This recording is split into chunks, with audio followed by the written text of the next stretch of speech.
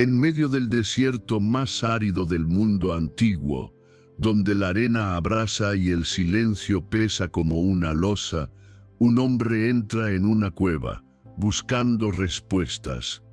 No es un rey ni un sacerdote, es un comerciante, un huérfano respetado por su honestidad, pero angustiado por el vacío espiritual de su pueblo. Su nombre, Mohammed. Esa noche todo cambió. Una voz extraña, abrumadora, rompió el silencio. Y desde ese instante, la historia del mundo nunca volvió a ser la misma. Hoy no te hablaremos desde el juicio ni el prejuicio. Hoy vamos a los orígenes, a la raíz de una fe que nació entre ídolos y arena, y que pronto se alzó como una fuerza que estremeció a imperios enteros. ¿Cómo surgió el Islam?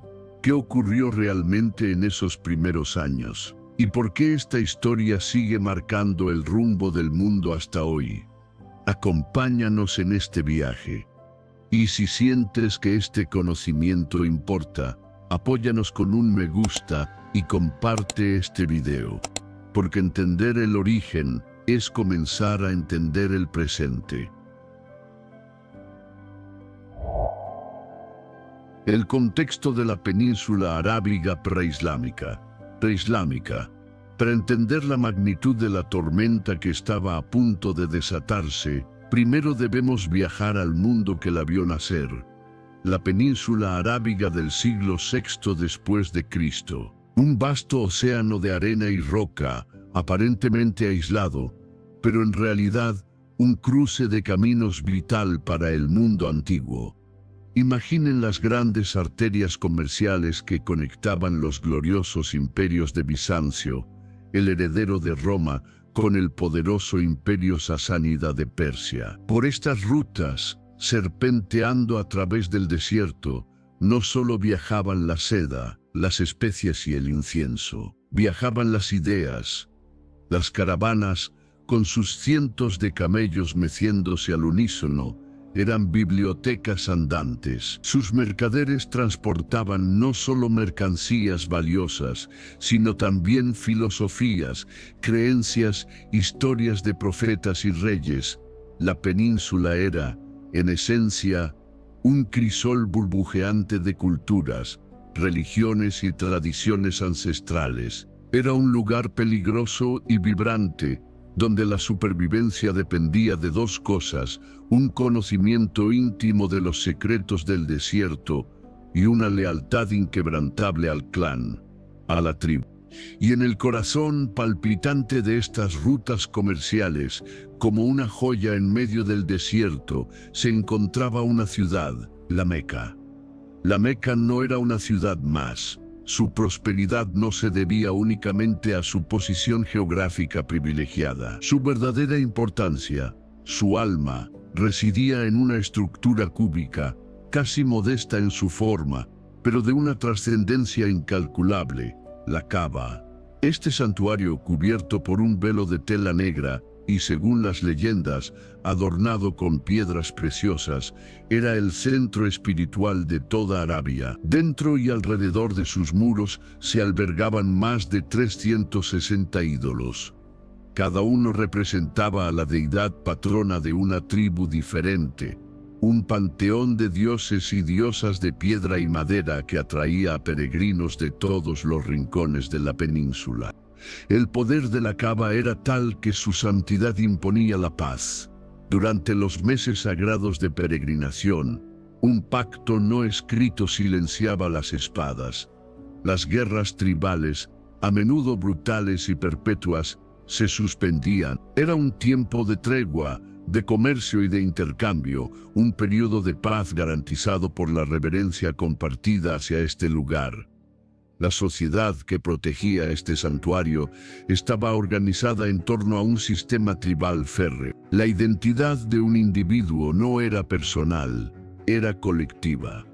Pertenecías a tu familia, a tu clan y a tu tribu.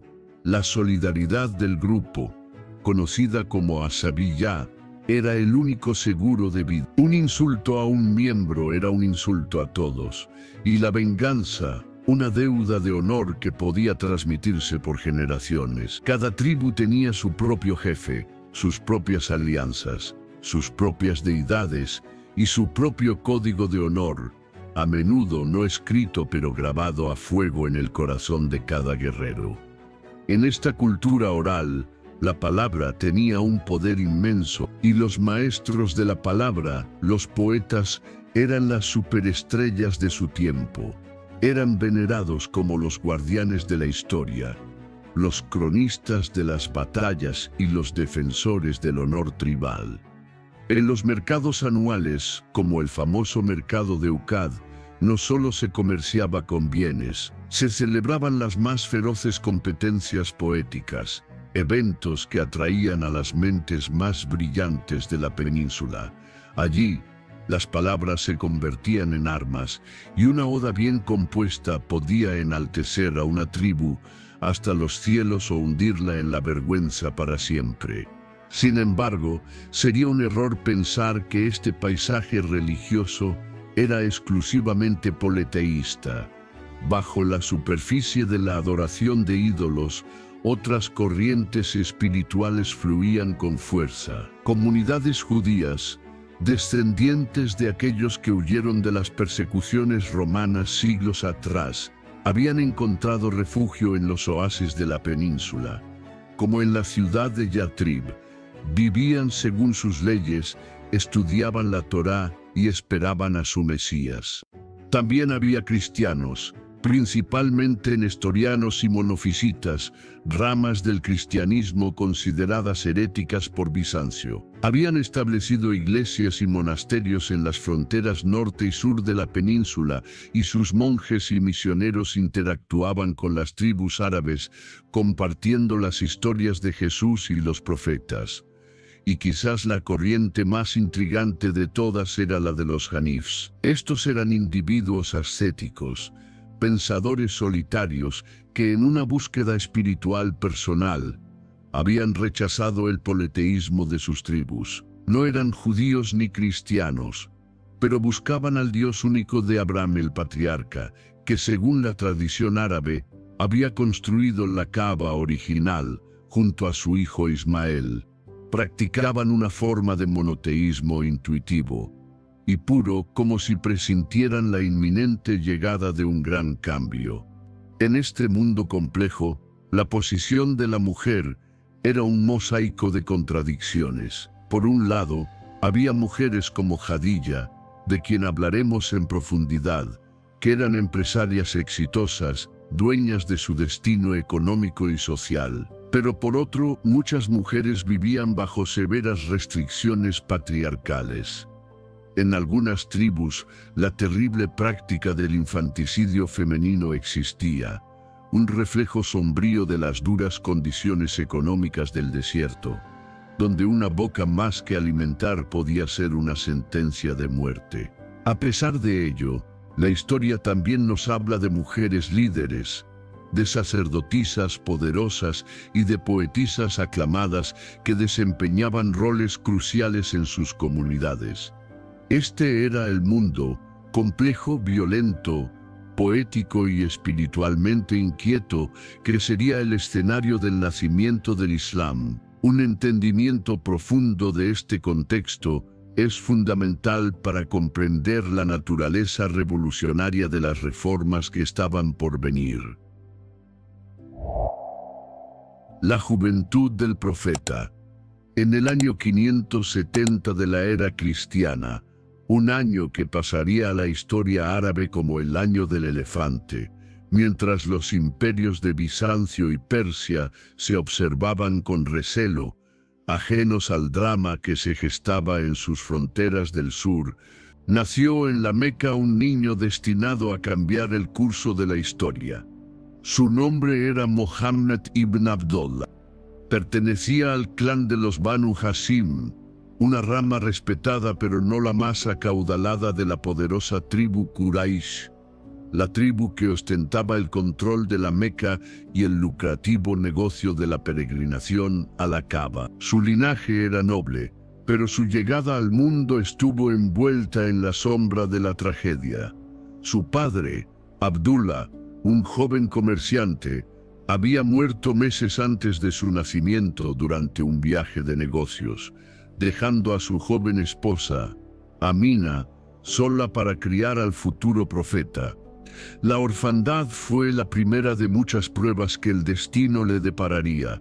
Según las costumbres de la aristocracia mequense de la época, que consideraban el aire del desierto más saludable y el dialecto de los nómadas más puro, el pequeño Mohammed fue enviado lejos de su madre. Fue entregado a una nodriza beduina de la tribu Banu Sa'd, una mujer llamada Halima. Imaginen esos primeros años, lejos del bullicio de la ciudad, bajo un cielo estrellado de una claridad inconcebible. Mohammed creció entre los nómadas, aprendió la dureza y la belleza de la vida en el desierto. Desarrolló una profunda conexión con la naturaleza, una paciencia forjada por el ritmo lento de las estaciones y una resistencia física y espiritual que lo marcarían de por vida. El árabe que aprendió allí era el más elocuente, el más poético. Años más tarde, las revelaciones del Corán estarían repletas de metáforas poderosas extraídas de esta vida nómada. La arena, las estrellas, el agua, el viaje. A la edad de 6 años, finalmente regresó al lado de su madre. Pero la felicidad de aquel reencuentro fue trágicamente breve. Durante un viaje para visitar a unos parientes en la ciudad de Yatrib, la futura Medina, Amina enfermó y murió, dejando a su hijo, ahora de 6 años, completamente huérfano en medio del desierto. El niño fue rescatado y llevado de vuelta a la Meca, donde su abuelo paterno, Abd al-Muttalib, un anciano venerable y jefe del clan Hashim, se hizo cargo de él con un amor inmenso. Por 2 años, Mohammed conoció el afecto y la protección de su abuelo, pero el destino volvió a golpear. Abd al-Muttalib falleció y el niño, con tan solo 8 años, pasó a la custodia de su tío paterno, Abu Talib. Abu Talib, aunque no era un hombre rico, se convertiría en la figura paterna más importante de su vida. Lo amó como a un hijo propio y a pesar de que en el futuro nunca aceptaría el mensaje religioso de su sobrino, lo protegería con una lealtad incondicional, arriesgando su propia vida y la posición de su clan contra el poder de toda la tribu Quraysh. Esta protección sería el escudo que permitiría al Islam sobrevivir en sus primeros y más vulnerables años. La juventud de Mohammed transcurrió bajo la tutela de su tío. Desde joven, trabajó como pastor y luego acompañó a Abu Talib en sus viajes comerciales. Fue en estas largas caravanas a Siria y más allá donde entró en contacto con diferentes culturas y religiones, donde observó el mundo más allá de Arabia. Y fue durante estos años que su carácter excepcional comenzó a brillar. En una ciudad como la Meca, donde el engaño en los negocios era común, la integridad de Mohammed era legendaria. Se ganó un apodo que lo definiría, Al-Amin, que significa el digno de confianza, el fiel. Su honestidad no era solo una virtud moral, era un activo invaluable. Los comerciantes confiaban en él. Las familias le pedían que guardara sus bienes más preciados.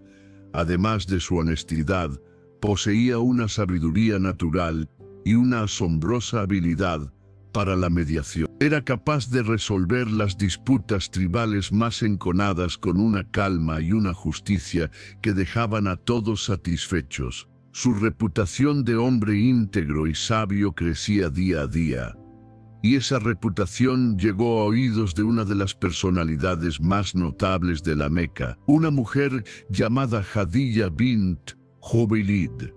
Khadija no era una mujer común, era una viuda rica, unos 15 años mayor que Mohammed, que había heredado el negocio de su difunto esposo y no solo lo había mantenido, sino que lo había expandido con una astucia excepcional. Era una empresaria independiente y respetada en una sociedad dominada por hombres. Intrigada por los relatos sobre el joven Al-Amin, Jadilla decidió ponerlo a prueba. Lo contrató para que liderara una de sus caravanas comerciales más importantes a Siria. No solo buscaba un empleado competente, estaba evaluando el carácter de un posible socio de vida. Mohammed no la decepcionó. El viaje fue un éxito rotundo, no solo en términos de ganancias económicas, sino por la impecable gestión y la inquebrantable honestidad que demostró. Jadilla, convencida de haber encontrado no solo a un hombre de negocios excepcional, sino a un compañero de alma, tomó una decisión audaz y poco convencional para su época. Le propuso matrimonio. Mohammed, que entonces tenía 25 años, aceptó su matrimonio con ella de 40 años. No fue una simple unión de conveniencia. Fue una asociación basada en el amor genuino, el respeto mutuo y una profunda compatibilidad intelectual. Jadilla le proporcionó a Mohammed algo que nunca había tenido: estabilidad económica y emocional. Liberado de las preocupaciones materiales, tuvo el tiempo y el espacio para la reflexión espiritual. Pero el papel de Jadilla sería infinitamente más importante. Cuando llegaran los días de duda y terror, ella no solo sería su esposa, sería su primera creyente, su mayor confidente y su más firme apoyo. Sería la roca sobre la que se construirían los cimientos de su misión profética. La primera revelación. A medida que Mohammed se acercaba a los 40 años, una profunda inquietud espiritual comenzó a agitar su alma. A pesar de su éxito como comerciante y su feliz vida familiar, sentía una creciente aversión por la decadencia moral y la idolatría que veía a su alrededor en la Meca. Le perturbaban la injusticia social, el maltrato a los pobres y huérfanos, y el politeísmo vacío que se practicaba en la Kaaba. Buscando soledad y claridad, desarrolló una costumbre. Cada año, durante el mes de Ramadán, se retiraba de la ciudad. Su destino era una montaña escarpada en las afueras de la Meca, el Jabal al-Nur, la montaña de la luz. En la cima de esa montaña había una pequeña cueva conocida como Ir. Allí, en el silencio y la oscuridad, pasaba días meditando, orando y reflexionando sobre los grandes misterios de la vida y la creación. Fue en el año 610 después de Cristo, cuando Mohammed tenía 40 años. Durante uno de estos retiros espirituales, en una de las últimas 10 noches del mes de Ramadán, su vida y el mundo cambiaron para siempre. La tradición la llama Laylat al-Qadr, la noche del destino. Imaginen la escena. Mohammed está solo en la profunda oscuridad de la cueva. De repente, una presencia lo envuelve, una presencia tan poderosa, tan abrumadora, que es casi física. Ante él se materializa una figura de luz. Es el arcángel Gabriel, conocido en árabe como Jibril, el mismo mensajero que, según las tradiciones judía y cristiana, había hablado con los profetas anteriores. La experiencia no fue pacífica ni serena, fue intensa y aterradora. Mohammed sintió como si su pecho fuera aplastado, como si el aire le fuera arrancado de los pulmones. La presencia le habló con una orden atronadora, una sola palabra: Iqra, que significa lee o recita. Mohammed, que como la mayoría de los árabes de su tiempo era analfabeto, no sabía leer ni escribir, respondió con angustia y confusión: Ma ana bikari, no sé leer. El ángel lo sujetó y lo apretó con una fuerza sobrenatural, tan fuerte que Mohammed sintió que estaba al borde de la asfixia. Luego lo soltó y repitió la orden: Iqra. De nuevo, La misma respuesta desesperada: no sé leer. Por tercera vez el ángel lo abrazó con esa fuerza insoportable, y al soltarlo, la voz no dio una orden, sino que comenzó a recitar las primeras palabras de lo que se convertiría en el Corán. Lee: en el nombre de tu Señor que creó al hombre de un coágulo de sangre. Lee que tu Señor es el más generoso, el que enseñó por medio del cálamo, enseñó al hombre lo que no sabía. Corán, Sura 96, versículos del 1 al 5. Cuando la visión se desvaneció, Mohammed quedó solo, temblando incontrolablemente. El terror lo consumía. No sentía júbilo profético, sino un miedo primordial. ¿Se había vuelto loco? ¿Había sido poseído por un jinn, uno de los espíritus del desierto que los árabes creían que podían engañar y enloquecer a los hombres? Su mente racional, su reputación como Al-Amin, el hombre sensato, luchaba por procesar una experiencia que desafiaba toda lógica y realidad. Huyó de la montaña, descendiendo a trompicones, con el corazón martillando en su pecho. Corrió a casa, al único refugio que conocía. Al llegar, se arrojó a los brazos de su esposa, Jadilla, y le suplicó: «Cúbreme, cúbreme». Mientras ella lo envolvía en mantas, él le relató, entre balbuceos, la aterradora experiencia. Sus palabras finales fueron las de un hombre vulnerable y destrozado: «Temo por mi vida, temo por mi cordura». La respuesta de Jadilla en ese momento crítico es uno de los pilares de la historia islámica. Con la calma y la sabiduría de una mujer que conocía el alma de su esposo mejor que nadie, lo miró a los ojos y le aseguró con una firmeza inquebrantable: «Jamás. Por Dios, Alá nunca te humillaría, porque tú mantienes los lazos de parentesco, ayudas a los pobres y a los desamparados, eres generoso con tus huéspedes y socorres a quienes sufren por la verdad». Sus palabras fueron un bálsamo. No solo lo consolaron, sino que le ofrecieron una lógica reconfortante. Un hombre de su intachable integridad moral no podía ser el juguete de una fuerza maligna. Pero Jadilla, la empresaria pragmática, sabía que el apoyo emocional no era suficiente. Necesitaban una confirmación externa, una perspectiva teológica. Tomó a Mohammed de la mano y lo llevó a ver a su primo, Waraka ibn Naufal. Waraka era un hombre anciano y ciego, un anif que se había convertido al cristianismo y era un erudito de las escrituras judías y cristianas. Conocía las historias de los antiguos profetas. Después de que Mohammed, aún tembloroso, le contara su experiencia en la cueva, el rostro del anciano Waraka se iluminó con asombro y reconocimiento. «Santo, santo», exclamó, «por aquel en cuyas manos está el alma de Waraka, si me has dicho la verdad, oh Jadilla, ha venido a ti el mismo gran Namus, el mismo Gabriel, que vino a Moisés. Ciertamente, tú eres el profeta de esta nación». Esta confirmación fue crucial. Situaba la experiencia aterradora y aislada de Mohammed dentro de la larga y venerable tradición de la revelación abrahámica.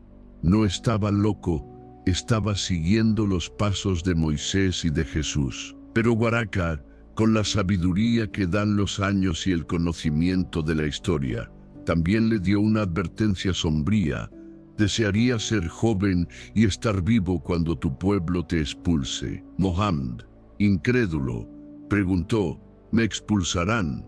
Waraka asintió con tristeza: «Sí, nunca un hombre ha traído un mensaje como el que tú traes, sin ser tratado con hostilidad y ser expulsado». La revelación había llegado. La misión había sido confirmada, pero la advertencia de Waraka resonaba en el aire. El camino que se abría ante Mohammed no sería de paz y aceptación, sino de lucha, sacrificio y persecución. La noche del destino había pasado y el amanecer traía consigo el peso de una misión divina. La misión en la Meca y la persecución. Tras la abrumadora noche en la cueva de Hira y la tranquilizadora confirmación de Jadilla y Waraka, las revelaciones cesaron por un tiempo. Este periodo de silencio, conocido como la Fatra, sumió a Mohammed en una profunda angustia. ¿Había sido abandonado por Dios? ¿Fue todo una ilusión?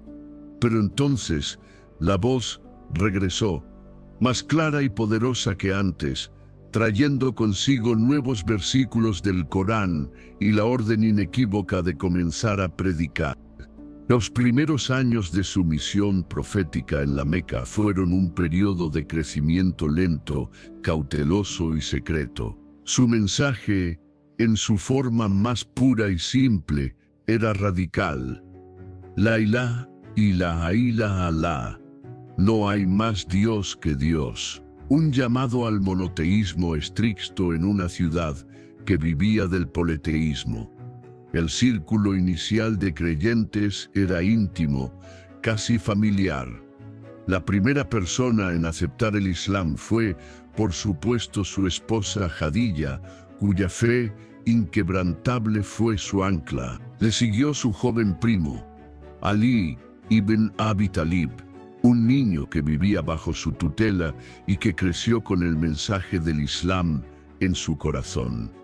Luego, Zaid ibn Haritha, un esclavo liberado a quien Muhammad amaba como a un hijo. El converso más significativo fuera de su hogar fue su amigo más cercano, Abu Bakr, un comerciante próspero y muy respetado, conocido por su carácter apacible, su generosidad y su buen juicio. Cuando Muhammad le compartió su experiencia, Abu Bakr no dudó ni un instante. Su aceptación fue inmediata y total, y no solo se convirtió en musulmán, sino que se transformó en el más eficaz de los misioneros, usando su influencia, su reputación intachable y su propia riqueza. Comenzó a atraer a otros hombres de prestigio al nuevo movimiento. Hombres como Uthman ibn Affan y Abd al-Rahman ibn Awaf, figuras que jugarían un papel crucial en el futuro. Durante los primeros 3 años, la comunidad musulmana o la Umma creció en secreto. Se reunían discretamente en casas particulares, como la de un converso llamado Al-Arkam, para orar y aprender los versículos del Corán que Muhammad recibía.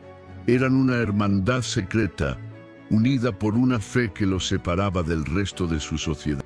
Pero el Islam no estaba destinado a permanecer en las sombras. Llegó una nueva revelación que ordenaba a Muhammad: advierte a tu clan, a tus parientes más cercanos. Corán, Sura 26, versículo 214. La fase privada había terminado. Muhammad organizó un banquete e invitó a todos los miembros de su clan, los Banu Hashim. Después de la comida, se puso de pie y les transmitió su mensaje: la advertencia sobre un juicio divino y el llamado a adorar a un solo Dios. La reacción fue un silencio incómodo, seguido de escepticismo y burlas. Su propio tío, Abu Lahab, lo ridiculizó públicamente.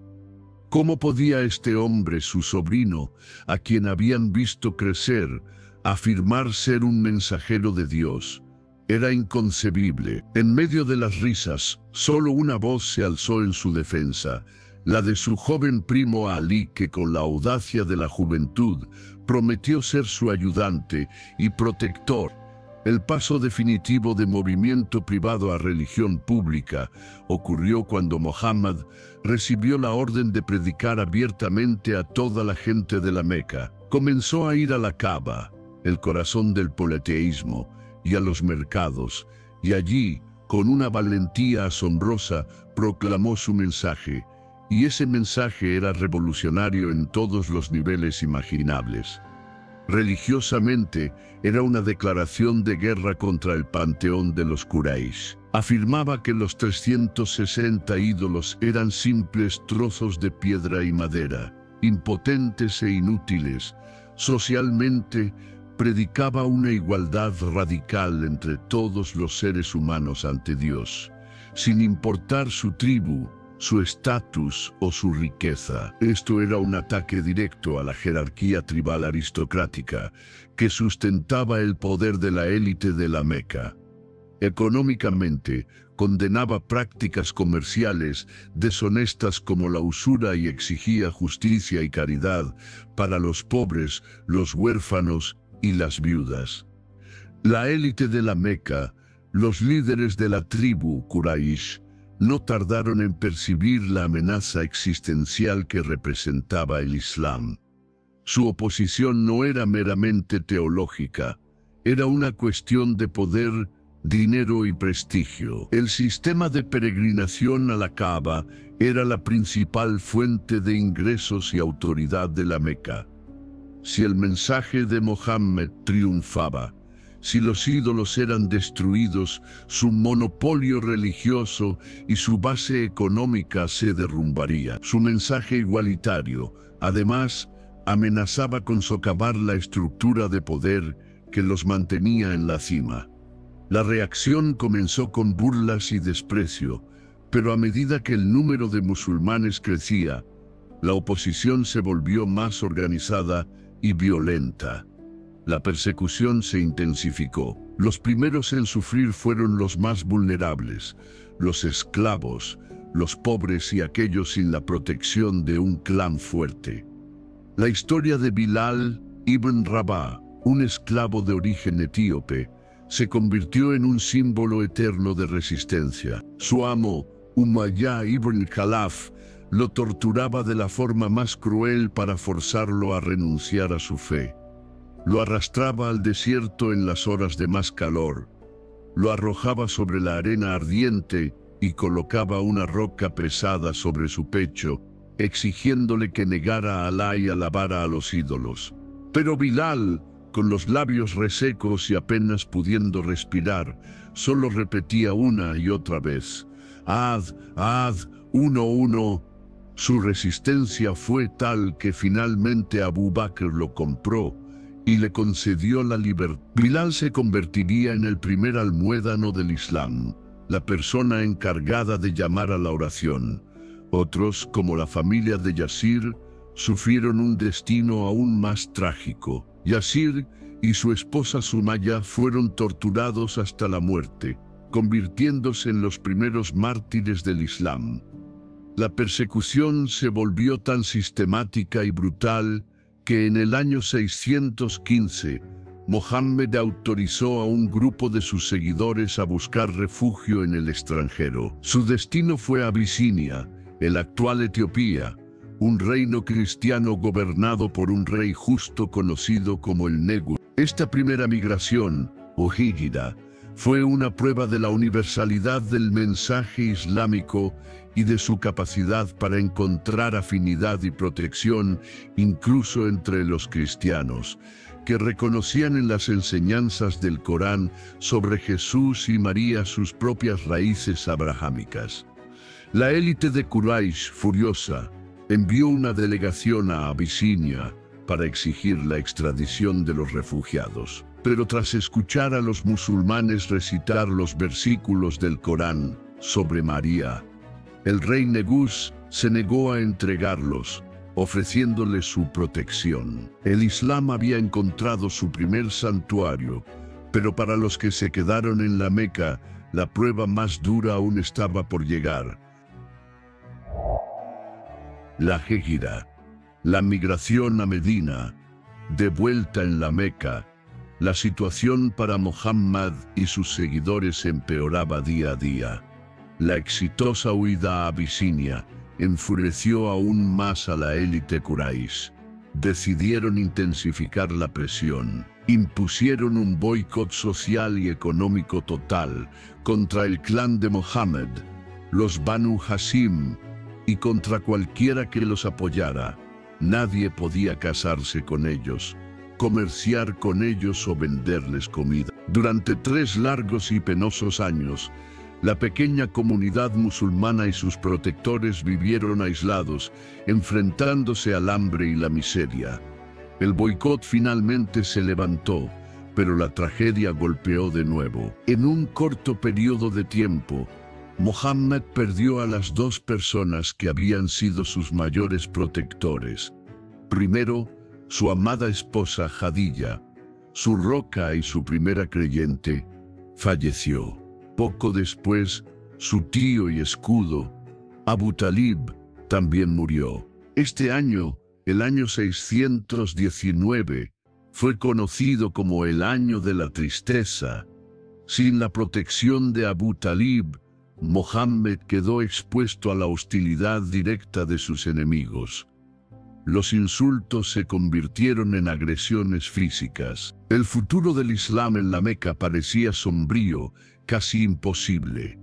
Desesperado, Mohammed buscó un nuevo hogar para su mensaje. Viajó a la cercana ciudad de Taif, pero allí fue recibido con una crueldad aún mayor. Los líderes se burlaron de él y azuzaron a los niños para que le arrojaran piedras, persiguiéndolo fuera de la ciudad, herido y sangrando. Fue en el punto más bajo de su misión, cuando todo parecía perdido, que un rayo de esperanza apareció desde una dirección inesperada. Durante la temporada anual de peregrinación, Mohammed continuaba predicando a las tribus que visitaban la Meca. Un día se encontró con un pequeño grupo de hombres de una ciudad oasis a unos 400 kilómetros al norte, una ciudad llamada Yatrib. Yatrib, a diferencia de la Meca, era una ciudad agrícola con una población mixta. Estaba habitada por varias tribus árabes, principalmente las tribus de Aus y Khazraj, y también por tres importantes tribus judías. Las tribus de Aus y Khazraj habían estado enzarzadas en una guerra civil sangrienta durante décadas, una espiral de venganza que había dejado a la ciudad dividida y debilitada. Estaban buscando desesperadamente un árbitro, un líder externo y neutral, que pudiera traer la paz. Al escuchar el mensaje de Mohammed, un mensaje de unidad bajo un solo Dios, y conociendo por sus vecinos judíos las profecías sobre la llegada de un profeta, estos hombres de Yatrib vieron una solución a sus problemas. Regresaron a su ciudad como los primeros embajadores del Islam. Al año siguiente, un grupo más grande se reunió con Mohammed en secreto en un lugar llamado Aqaba y le juraron lealtad. Y al tercer año, en el año 622, una delegación de 75 representantes de Yatrib, incluyendo 2 mujeres, se reunió de nuevo con él en la oscuridad de la noche, en lo que se conoce como el segundo pacto de Aqaba. No solo aceptaron el Islam, sino que juraron proteger a Mohammed con sus propias vidas, como si fuera uno de los suyos. Le invitaron formalmente a él y a su comunidad a trasladarse a su ciudad. La invitación había llegado, la puerta de escape se había abierto. Mohammed ordenó a sus seguidores que comenzaran a emigrar a Yatrib, en pequeños grupos y en secreto, para no despertar las sospechas de los Quraysh. Cuando los líderes de la Meca se dieron cuenta de lo que estaba sucediendo, de que los musulmanes se les estaban escapando de las manos para establecer una nueva base de poder, entraron en pánico, convocaron una reunión de emergencia en su casa del consejo, la Dar al-Nadwa. Su decisión fue drástica y final: asesinar a Mohammed. Para evitar una guerra de venganza con su clan, el plan era que un joven guerrero de cada tribu participara en el asesinato. De esa manera, la culpa de sangre se repartiría entre todas las tribus, haciendo imposible la represalia. La noche elegida, los asesinos rodearon la casa de Mohammed. Pero según la tradición islámica, el profeta había sido advertido por una revelación divina. Mientras los conspiradores esperaban a que saliera para matarlo, Mohammed ejecutó un plan de huida audaz. Le pidió a su primo Ali, ahora un joven valiente, que se acostara en su cama, cubierto con su manto verde, para engañar a los asesinos. Luego, milagrosamente, Mohammed se escabulló de la casa sin ser visto. No huyó directamente hacia Yatrib. En una brillante maniobra de distracción, se dirigió en la dirección opuesta, hacia el sur, acompañado únicamente por su leal amigo, Abu Bakr. Se refugiaron durante 3 días y 3 noches en una cueva en el monte Zab. Los Quraysh, furiosos al descubrir el engaño, ofrecieron una recompensa enorme por su captura.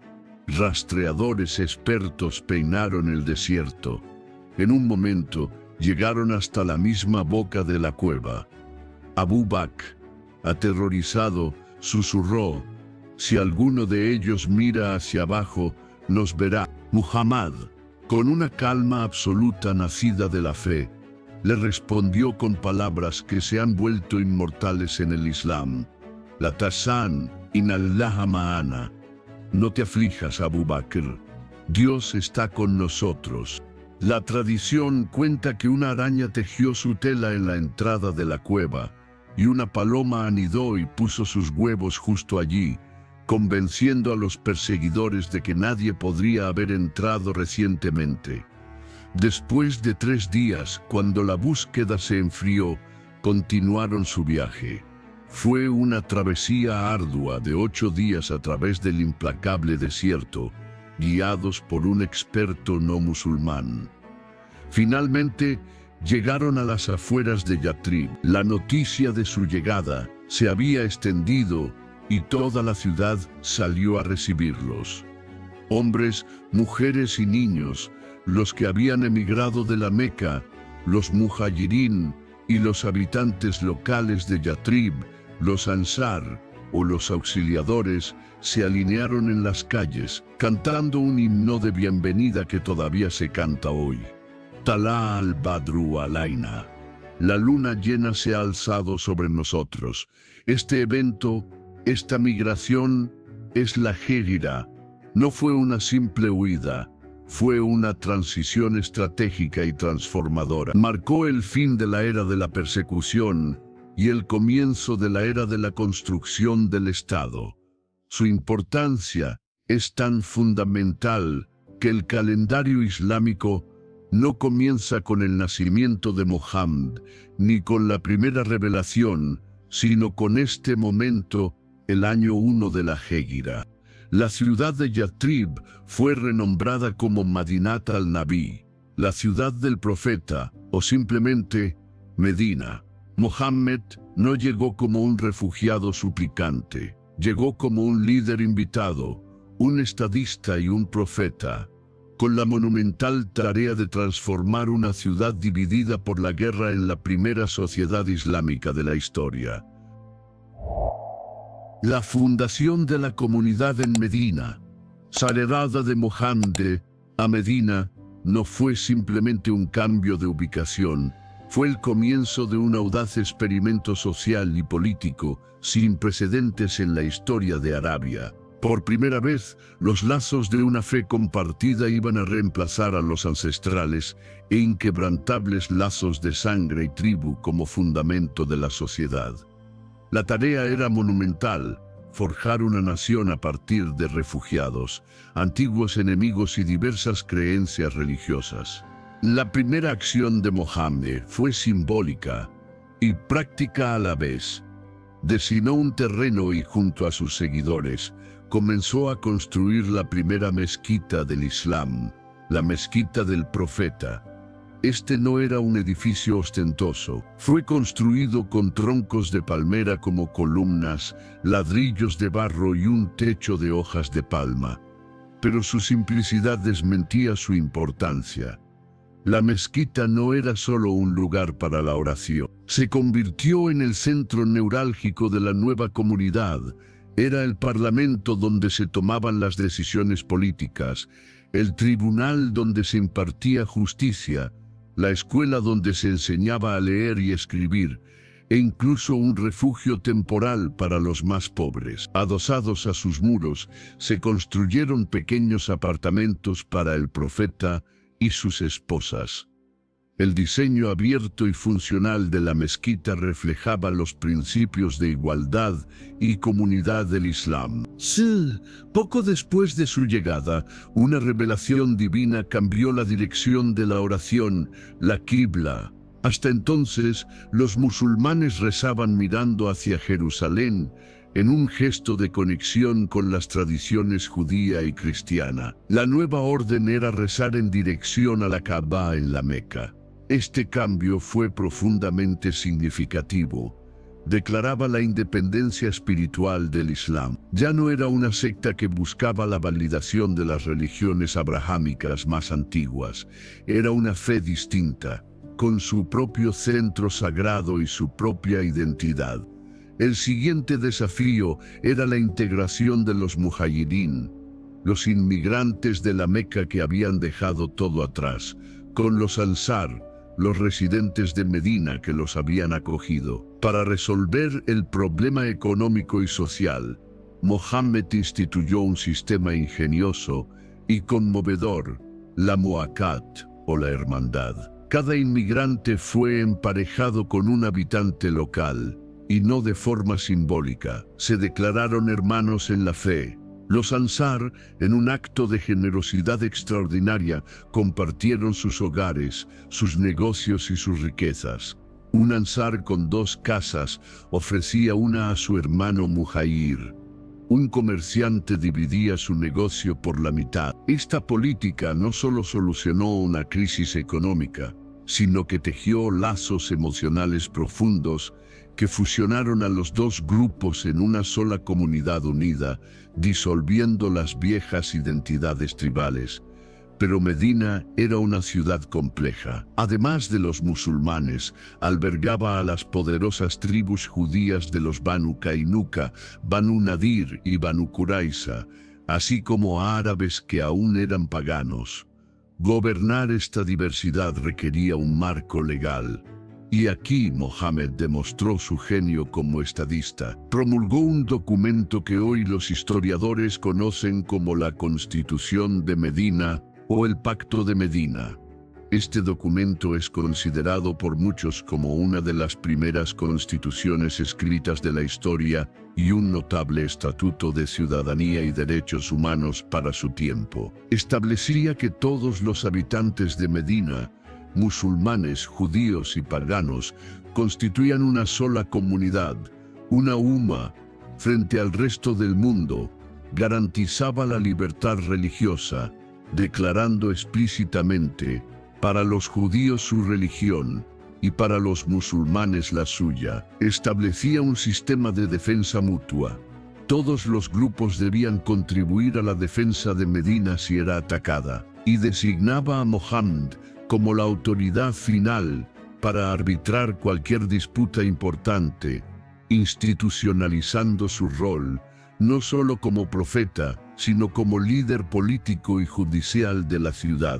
Era un plan revolucionario para una sociedad pluralista bajo un liderazgo musulmán.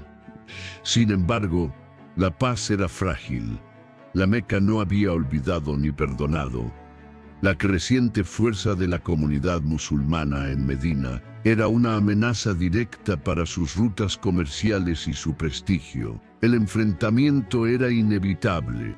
En marzo del año 624, 2 años después de la Hégida, se produjo el primer choque militar importante, la batalla de Badr. Una pequeña fuerza de unos 313 musulmanes, mal armados y en su mayoría a pie, se dispuso a interceptar una gran caravana mequense. Los Quraysh, alertados, enviaron un ejército de 1000 guerreros bien equipados para protegerla. Los 2 ejércitos se encontraron en los pozos de Badr. Contra todo pronóstico, los musulmanes lograron una victoria aplastante.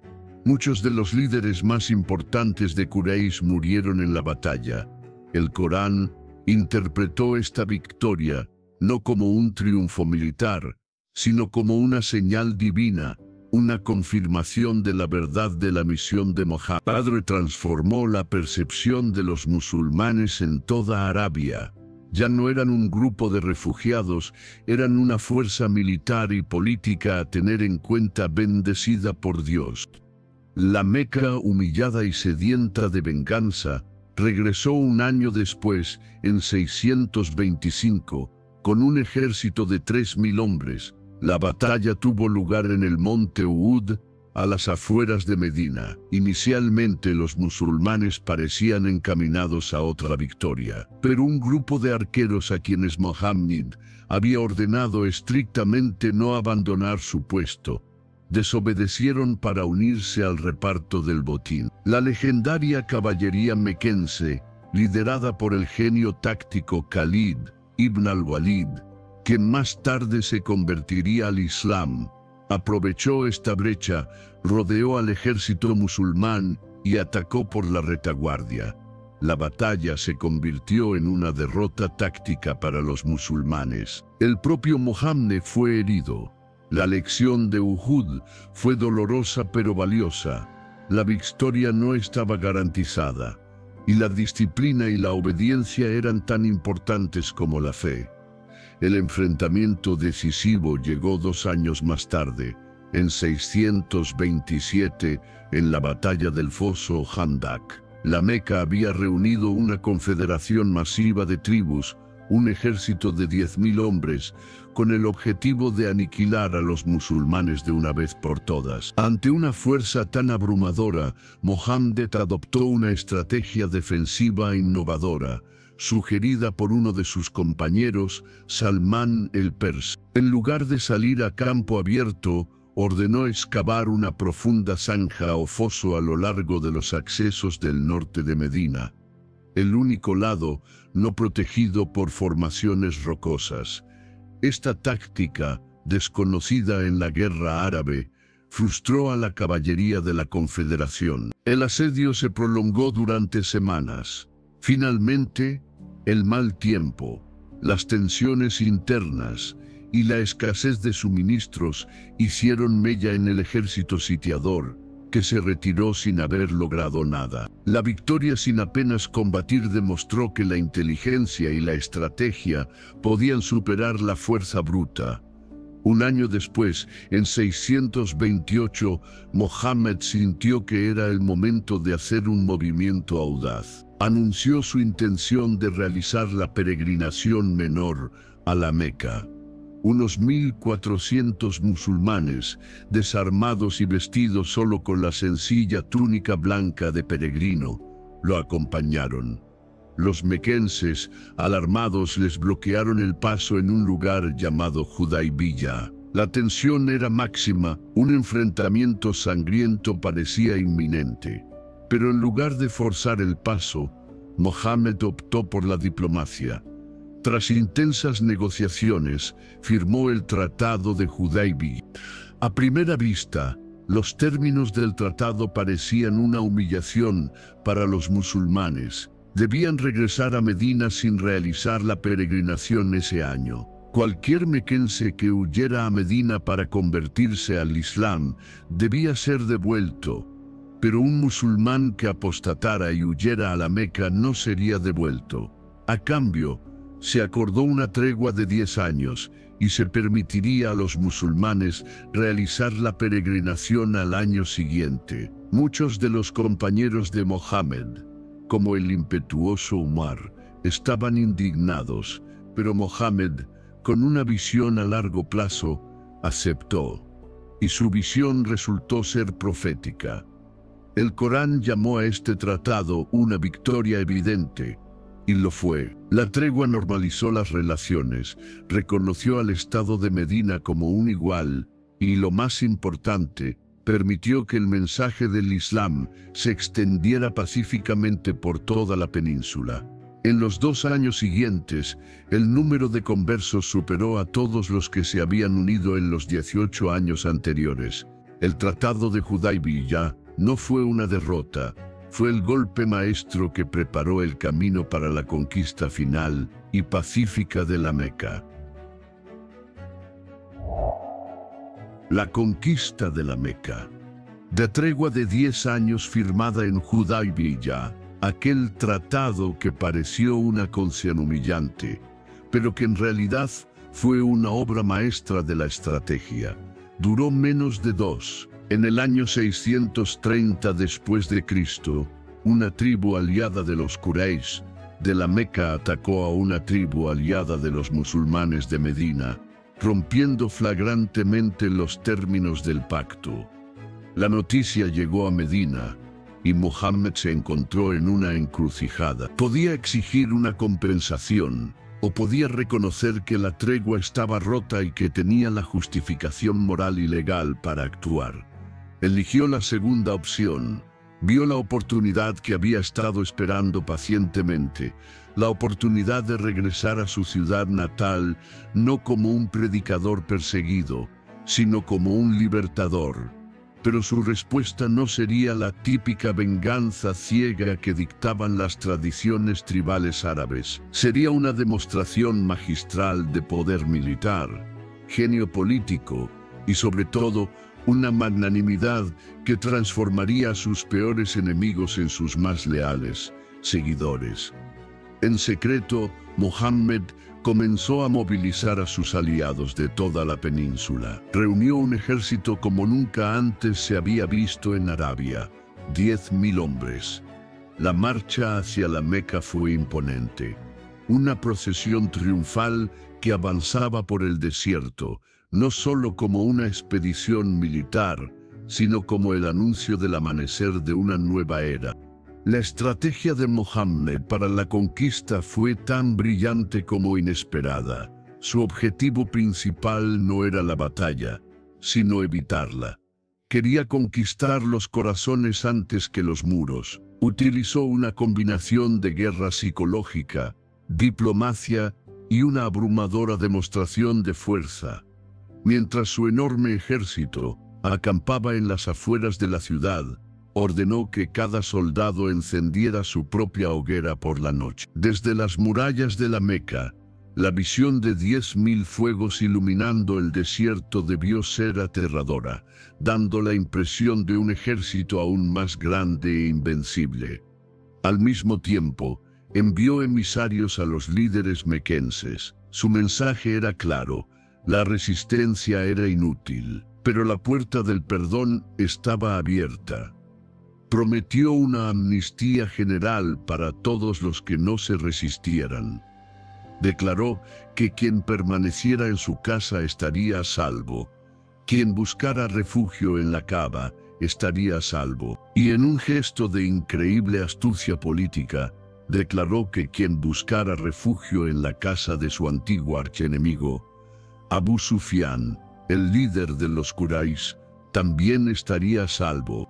Abu Sufyan, al ver la magnitud del ejército musulmán y la generosidad de la oferta, comprendió que el juego había terminado. Viajó al campamento musulmán y ante Muhammad, el hombre al que había combatido durante 2 décadas, aceptó el Islam.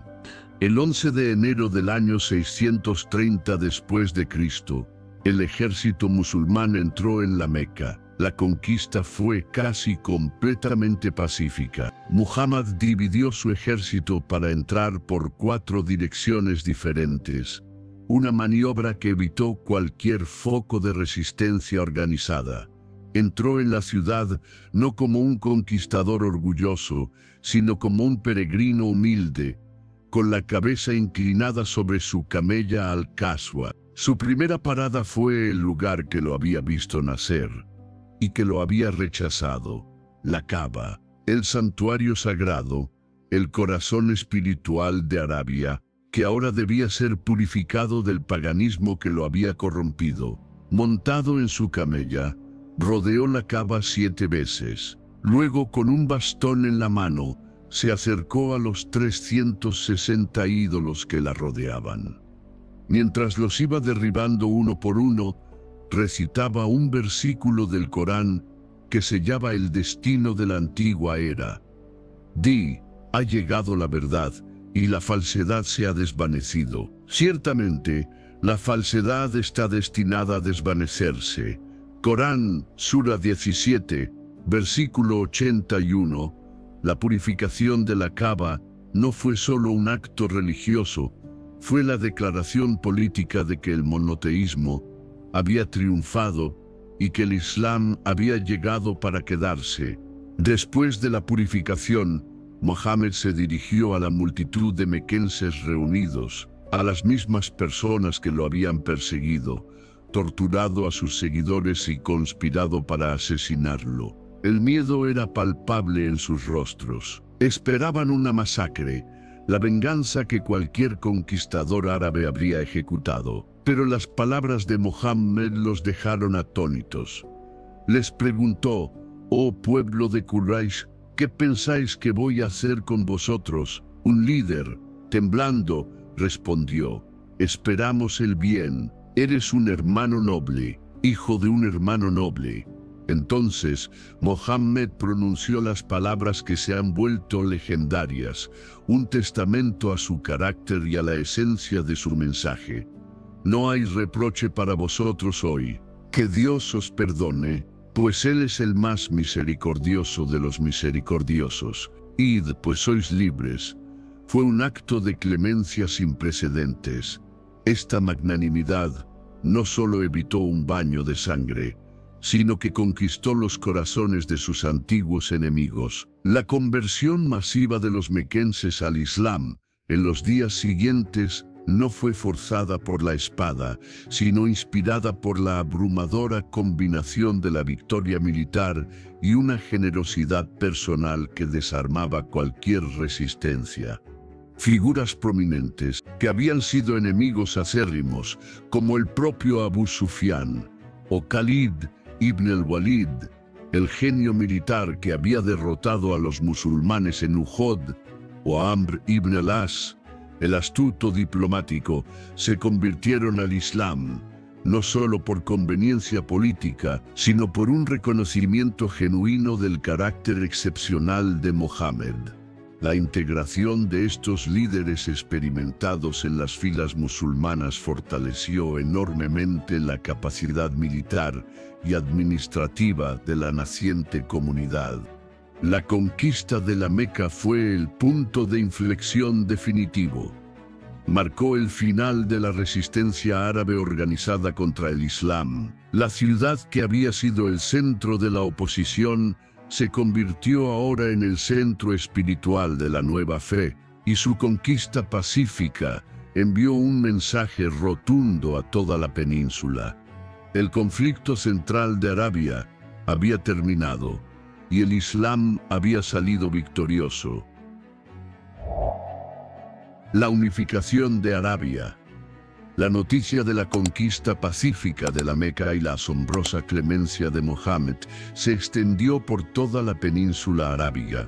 Como un reguero de pólvora, las tribus que durante décadas habían mantenido una cautelosa política de esperar y ver, observando desde la distancia el conflicto entre Medina y la Meca, ahora entendían que el equilibrio de poder había cambiado de forma irreversible. El Islam no era simplemente una facción más, era la fuerza dominante que había logrado lo que nadie antes: someter a la poderosa tribu Quraysh. Lo que siguió fue un fenómeno que los historiadores islámicos llaman el año de las delegaciones, que abarca los años 630 y 631 después de Cristo. Delegaciones de tribus de todos los rincones de la península, desde las costas de Yemen en el sur hasta las fronteras de Siria en el norte, comenzaron a llegar a Medina. Venían a declarar su lealtad a Mohammed y a abrazar el Islam. Esta adhesión masiva no era simplemente oportunismo político, aunque sin duda había un elemento de pragmatismo. Representaba el reconocimiento de que Mohammed había forjado algo completamente nuevo, una comunidad basada no en la sangre, sino en la fe, un propósito común que trascendía las rencillas y los intereses tribales que habían definido la vida árabe durante siglos. Había logrado unificar a un pueblo notoriamente fragmentado, La estrategia de Mohammed para integrar a estas nuevas y diversas tribus en la umma musulmana fue una obra maestra de flexibilidad y firmeza. No aplicó una fórmula única para todos, adaptó su enfoque a la cultura y el carácter de cada tribu. Con algunas tribus, como los elocuentes Banu Tamim, empleó la persuasión y el debate teológico. Desafió a sus mejores poetas y oradores a un concurso de elocuencia contra la belleza y el poder del Corán. La superioridad lingüística y espiritual del texto revelado fue, para ellos, la prueba definitiva. Con otras, como los testarudos habitantes de la ciudad fortificada de Taif, que lo habían apedreado años antes, utilizó una combinación de presión militar y paciencia estratégica. Sitió la ciudad, pero en lugar de un asalto sangriento, esperó hasta que, enfrentados a la realidad de su aislamiento, se rindieron pacíficamente y aceptaron sus términos. Para las tribus lejanas del sur, como los antiguos reinos de Himyar en Yemen, envió gobernadores y maestros. No solo líderes políticos, sino educadores encargados de enseñar los principios del Islam. Envió a compañeros de confianza como Ali ibn Abi Talib, cuya sabiduría y justicia lo hacían ideal para una región con una rica historia y fuertes tradiciones cristianas y judías. A otras regiones envió a expertos en el Corán, como Mu'adh ibn Jabal, con la misión de establecer prácticas religiosas uniformes y crear una red de enseñanza que consolidaría la conversión a largo plazo. La administración de este territorio vastamente expandido, que ahora abarcaba casi toda la península, requirió innovaciones organizativas sin precedentes. Mohammed estableció un sistema de gobernadores, o wali, que combinaban la autoridad religiosa y política. Creó un sistema de recaudación del zakat, el impuesto religioso destinado a la caridad, que no solo cumplía una función espiritual, sino que también actuaba como un censo y un mecanismo de redistribución de la riqueza, centralizando el poder y creando un sentido de responsabilidad colectiva. La integración, por supuesto, no estuvo exenta de desafíos.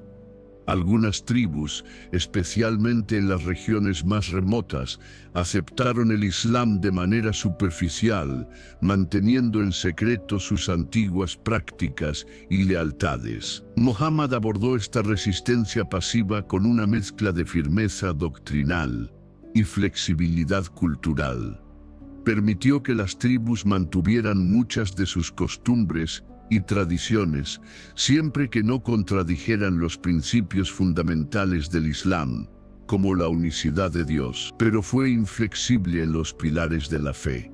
En el año 632, 10 años después de la Hégira, Mohammed anunció que realizaría la gran peregrinación, el Hajj, a la Meca. Fue la culminación de su misión unificadora. Más de 100.000 musulmanes, representando a casi todas las tribus de Arabia, viajaron con él, hombres y mujeres, que una década antes se habrían matado entre sí por una disputa tribal. Ahora marchaban juntos, vestidos con la misma túnica blanca, como un solo cuerpo, hacia un solo centro espiritual.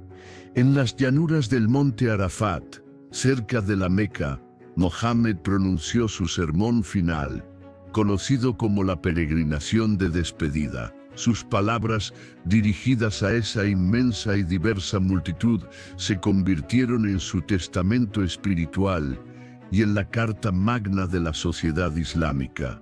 Oh pueblo, escuchadme bien, pues no sé si volveré a estar entre vosotros después de este año. Vuestras vidas y vuestras propiedades son sagradas e inviolables hasta que os presentéis ante vuestro Señor. Un árabe no tiene superioridad sobre un no árabe, ni un no árabe tiene superioridad sobre un árabe. Tampoco un blanco tiene superioridad sobre un negro, ni un negro tiene superioridad sobre un blanco, excepto por la piedad y la buena acción. Recordad que todos sois responsables de vuestros actos. He dejado entre vosotros algo que si os aferráis a ello, nunca os extraviaréis, el libro de Dios y la tradición de su profeta. Este sermón, pronunciado ante una audiencia que representaba a la Arabia unificada, demostró que el Islam había tenido éxito en la creación de una nueva identidad supratribal, basada en principios universales de justicia, igualdad y responsabilidad ante Dios. 3 meses después de regresar a Medina, Mohammed enfermó. Tras varios días de fiebre, el 8 de junio del año 632, en el regazo de su esposa Aisha, el profeta del Islam falleció. Dejaba tras de sí mucho más que una religión. Dejaba una nación unificada, un sistema legal, un marco social y un ejército formidable. La península arábiga, durante siglos una tierra de tribus en guerra, estaba ahora unida bajo una sola bandera, una sola fe y un solo propósito, lista para irrumpir en el escenario mundial y cambiar para siempre el curso de la historia. La era del profeta había terminado. La era de sus sucesores estaba a punto de comenzar. La sucesión y el califato Rashidun. La muerte de Mohammed sumió a la joven comunidad musulmana en un estado de shock y profundo dolor. El hombre que había sido su profeta, su líder, su legislador y su juez, se había ido. El carisma que había unido a tribus enemigas y había forjado una nación de la nada, había desaparecido. La primera y más grave crisis de la historia del Islam estalló casi de inmediato. La cuestión de la sucesión. ¿Quién lideraría ahora a la umma? El profeta no había designado explícitamente a un sucesor, o al menos no de una manera que fuera unánimemente aceptada. En el caos y la incertidumbre que siguieron a su muerte, las antiguas tensiones tribales, que habían sido suprimidas pero no eliminadas, resurgieron peligrosamente. Los Ansar, los habitantes de Medina que habían acogido a Mohammed, se reunieron rápidamente en un cobertizo o saquifa perteneciente al clan Banu Saida. Argumentaban que dado que ellos habían protegido y dado un hogar al Islam, en sus momentos más oscuros, el liderazgo les pertenecía. Propusieron a su propio jefe, Sa'd ibn Ubadah, como el nuevo líder. Cuando la noticia de esta reunión secreta llegó a oídos de los líderes de los muhajirín, los emigrantes de la Meca se dieron cuenta del peligro de una fractura inminente. Abu Bakr, Umar ibn al-Yattab y otros compañeros cercanos se dirigieron rápidamente a la saquifa. El debate que tuvo lugar allí fue tenso y revelador. Los Ansar defendieron su derecho al liderazgo basándose en su sacrificio y apoyo. Los muhajirín, por su parte, argumentaron que ellos eran de la misma tribu que el profeta, los Quraysh, y que los árabes no aceptarían un liderazgo que no proviniera de esa tribu. La situación amenazaba con desembocar en una guerra civil. Fue entonces cuando Abu Bakr, con su característica sabiduría y calma, tomó la palabra. Reconoció la inmensa contribución de los Ansar, pero propuso una solución de compromiso basada en una tradición atribuida al profeta. Los líderes serán de Quraysh. Propuso que los muhajirín ostentaran el liderazgo político, mientras que los Ansar serían sus principales consejeros y ministros. En un gesto de humildad, presentó a 2 candidatos, el impetuoso Umar y el respetado Abu Ubaida. Pero Umar, reconociendo la primacía, la edad y la cercanía de Abu Bakr con el profeta, tomó la mano de su amigo y le juró lealtad. Uno por uno, los demás siguieron su ejemplo. Abu Bakr fue elegido como el primer califa, que significa sucesor o vicario del mensajero de Dios. Sin embargo, la elección no fue unánime.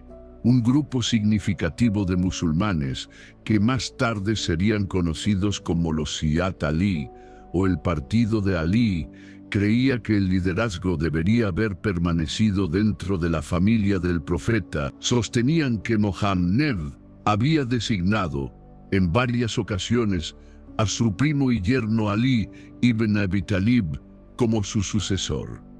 Ali, en ese momento, estaba ocupado con los ritos funerarios del profeta y no estuvo presente en la Saqifa. Él y sus seguidores, aunque finalmente juraron lealtad a Abu Bakr para preservar la unidad, mantuvieron la creencia de que se había cometido una injusticia. Esta división inicial sobre la naturaleza del liderazgo, si debía basarse en el consenso de la comunidad, la futura posición sunita, o en la designación divina y el linaje familiar, la futura posición chiita, sentaría las bases de la mayor escisión dentro del Islam. Abu Bakr, ahora un anciano, enfrentó una tarea hercúlea.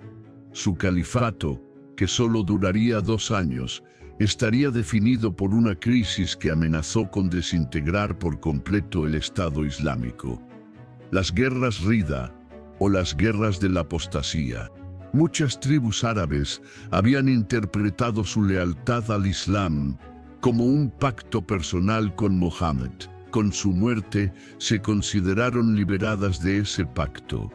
Algunas simplemente se negaron a pagar el zakat, el impuesto religioso, argumentando que solo se lo pagarían al profeta. Otras fueron más allá y abandonaron el Islam por completo, volviendo a sus antiguas tradiciones. Y lo más peligroso de todo, varios falsos profetas surgieron en diferentes partes de Arabia, intentando replicar el éxito de Mohammed y crear sus propios movimientos. El más formidable de ellos fue Musailima, conocido como el Mentiroso, en la región de Yamama. El Consejo de Medina estaba dividido. Algunos, como Umar, sugirieron ser indulgentes con quienes solo se negaban a pagar el zakat, para concentrarse en los apóstatas declarados. Pero Abu Bakr mostró una firmeza de acero. Declaró que no haría ninguna distinción entre abandonar la oración y abandonar el zakat. Ambos eran pilares del Islam, y abandonar cualquiera de ellos era un acto de rebelión contra el Estado y contra Dios. Lanzó una serie de campañas militares simultáneas para someter a las tribus rebeldes, y para liderar el ejército principal, eligió al genio militar del Islam, Khalid ibn al-Walid. Khalid, la espada desenvainada de Dios, demostró una vez más su brillantez táctica. En una serie de batallas relámpago, derrotó a las fuerzas rebeldes una tras otra. La campaña culminó en la sangrienta batalla de Akraba, donde el ejército de Musailima fue aniquilado y el propio falso profeta fue abatido. Las guerras Rida fueron mucho más que una simple supresión de rebeliones. Consolidaron la autoridad del Estado central de Medina sobre toda la península arábiga. Crearon un ejército unificado, endurecido y experimentado, y casi por accidente crearon una máquina militar que, una vez pacificada Arabia, necesitaba un nuevo objetivo. Una vez que la península estuvo firmemente bajo control, Abu Bakr dirigió esta energía militar hacia el exterior, hacia las fronteras de los 2 grandes imperios que flanqueaban Arabia, Bizancio y Persia. Las primeras incursiones en Irak y Siria comenzaron bajo su mandato, sentando las bases para las espectaculares conquistas que vendrían después. Cuando Abu Bakr murió en el año 634, después de nombrar a Umar como su sucesor, había logrado algo extraordinario. En solo 2 años, había tomado una comunidad al borde de la guerra civil y la desintegración, la había reunificado por la fuerza y la convicción, y la había transformado en una plataforma de lanzamiento para uno de los imperios más grandes y rápidos de la historia humana. La crisis de sucesión se había convertido en el catalizador de una expansión global. Cuando damos un paso atrás y reflexionamos sobre esos primeros 30 años cruciales del Islam, desde esa primera y aterradora revelación en la cueva de Hira hasta las conquistas iniciales del califato Rashidun, somos testigos de una de las transformaciones más rápidas y extraordinarias de la historia humana. Es una historia casi increíble. En poco más de una generación, el mensaje susurrado por un hombre en el desierto había logrado unificar la fragmentada península arábiga. Había creado una identidad civilizacional completamente nueva y había lanzado una expansión militar y espiritual que alteraría para siempre el equilibrio de poder mundial, extendiéndose eventualmente desde las costas del Atlántico hasta las fronteras de China. Esta transformación no fue un accidente de la historia, fue el resultado de una combinación única y potente, una visión espiritual profunda y coherente, un genio político y militar encarnado en Mohammed y sus sucesores, y un conjunto de circunstancias históricas favorables, como el agotamiento mutuo de los imperios bizantino y persa tras siglos de guerra. El legado institucional que el Islam primitivo forjó en esos años estableció patrones que perdurarían durante más de un milenio. La fusión de la autoridad religiosa y política en la figura del califa creó un modelo de liderazgo que sería imitado por dinastías musulmanas durante 1200 años. La ley islámica, la Sharia, basada en el Corán y en las tradiciones del profeta, proporcionó un marco legal y ético que permitió la integración de cientos de pueblos diversos bajo un sistema jurídico común. Y la lengua árabe, el vehículo de la revelación, se convirtió en la lengua franca de la ciencia, la filosofía, el comercio y la administración en un vasto imperio, facilitando un intercambio cultural y de conocimiento a una escala sin precedentes. A través de los eventos que hemos narrado, podemos percibir un mensaje que resuena con las promesas divinas a lo largo de la historia. La idea de que la fe, cuando se traduce en acción, justicia y comunidad, puede mover montañas. La historia del origen del Islam nos muestra cómo un llamado a la unidad, la justicia social y la sumisión a un propósito superior puede transformar radicalmente la sociedad, elevando a los oprimidos y desafiando a los poderosos. Es un recordatorio del poder de una sola idea para cambiar el mundo. Hoy, más de 14 siglos después, el Islam moderno, con sus casi 2.000 millones de seguidores, enfrenta desafíos que Mohammed no podría haber anticipado: la globalización, la tecnología, el pluralismo democrático y los debates sobre los derechos humanos universales. Sin embargo, la capacidad de esta fe para adaptarse y reformarse, una capacidad demostrada de manera tan dramática durante sus primeros y críticos años, sugiere que continúa siendo una fuerza dinámica, capaz de evolucionar mientras se aferra a su identidad esencial. La historia del origen del Islam no es, por tanto, solo un relato del pasado. Es un manual de instrucciones para entender cómo los ideales religiosos pueden cristalizar en realidades políticas, cómo la visión espiritual puede convertirse en una civilización duradera que sigue moldeando la experiencia humana global hasta nuestros días. Esta historia está llena de momentos decisivos, de fe inquebrantable, de duda paralizante, de estrategia brillante y de misericordia inesperada, desde la soledad de la cueva hasta la unificación de una nación. Nos gustaría saber tu opinión. ¿Cuál de estos momentos te ha impactado más? ¿Qué lección de esta increíble historia crees que es más relevante para nuestro mundo de hoy? Déjanos tu reflexión en los comentarios. Nuestras perspectivas enriquecen esta conversación y nos ayudan a todos a comprender mejor las fuerzas que han forjado nuestro presente. Y si este viaje a los orígenes de una de las civilizaciones más influyentes del mundo te ha fascinado, te invitamos a que te suscribas a nuestro canal y actives la campana de notificaciones. Así, no te perderás nuestro próximo viaje a las profundidades de la historia. Juntos seguiremos desvelando los relatos, a menudo desconocidos, que son la clave para entender el complejo tapiz de la humanidad. Gracias por acompañarnos.